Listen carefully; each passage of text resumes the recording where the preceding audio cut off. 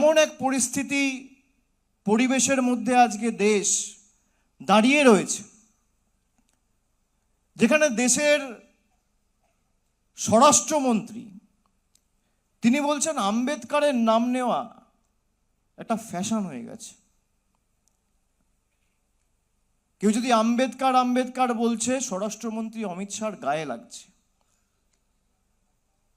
এই খবর আপনি টিভির চ্যানেলে দেখবেন না, সমাজ মাধ্যমে কেউ হয়তো শুনেছেন, দু চারটে খবরের কাগজ পৃথকভাবে খবর করতে পারে, কিন্তু মেন স্ট্রিম মিডিয়া এই খবর কোনোদিন দেখাবে না।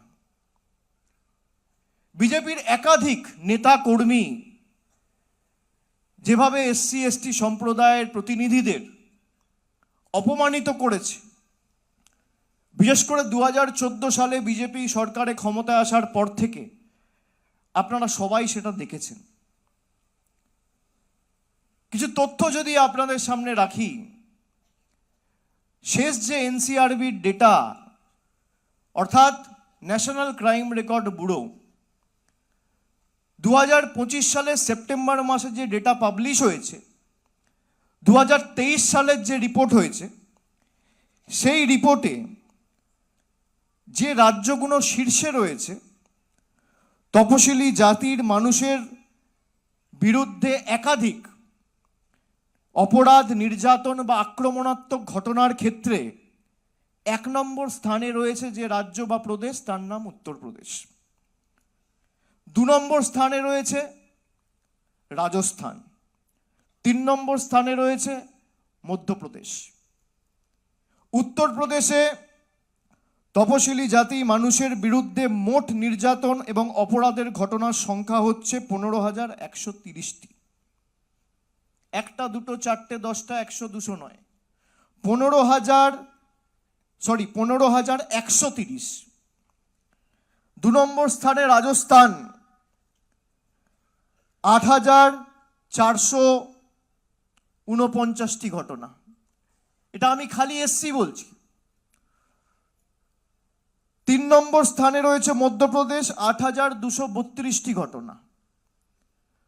অর্থাৎ তপশিলি জাতির ক্ষেত্রে, তপশিলি তালিকাভুক্ত মানুষের প্রতি নির্যাতন, আক্রমণ এবং অপরাধের যে ঘটনা ঘটেছে, তার মধ্যে গোল্ড মেডেল পেয়েছে উত্তরপ্রদেশ, সিলভার মেডেল পেয়েছে রাজস্থান, আর ব্রোঞ্জ মেডেল পেয়েছে মধ্যপ্রদেশ। 3টেই ডবল ইঞ্জিন সরকার।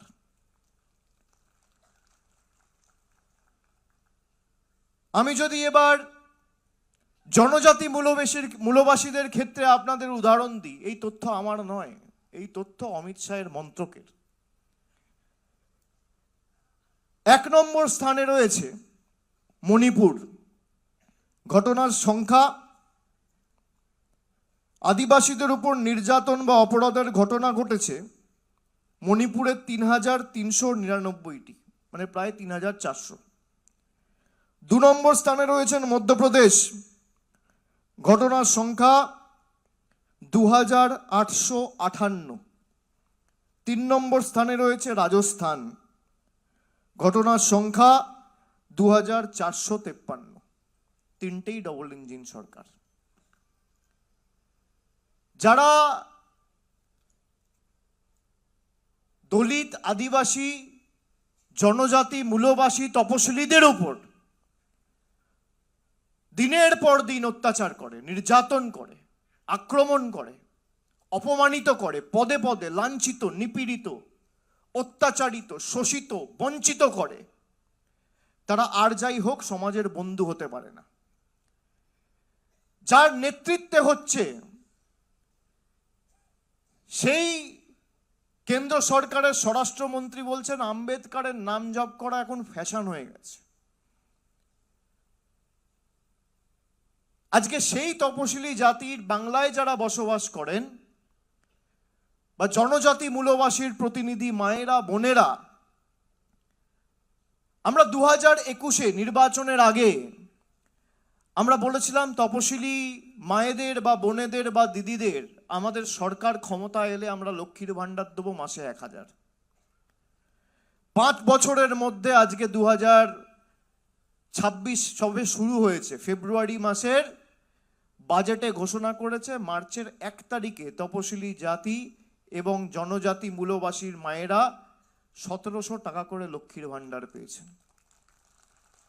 এক একজনকে 1700 টাকা করে লক্ষ্মীর ভান্ডার দেওয়া মানে বছরে 20,400 টাকা করে একজন মহিলাকে দেওয়া। বাড়িতে যদি 4 জন মহিলা থাকে তাহলে 4 জনই বছরে 20,400 টাকা করে পাচ্ছে। মমতা বন্দ্যোপাধ্যায়কে পুনরায় নির্বাচিত করে বিজেপিকে শূন্য করা মানে আগামী 5 বছর 1,02,000 টাকা কেন্দ্র সরকার দিক আর না দিক, আমাদের রাজ্য সরকার সরাসরি আপনাদের ব্যাংক অ্যাকাউন্টে 1,02,000 টাকা পৌঁছাবে।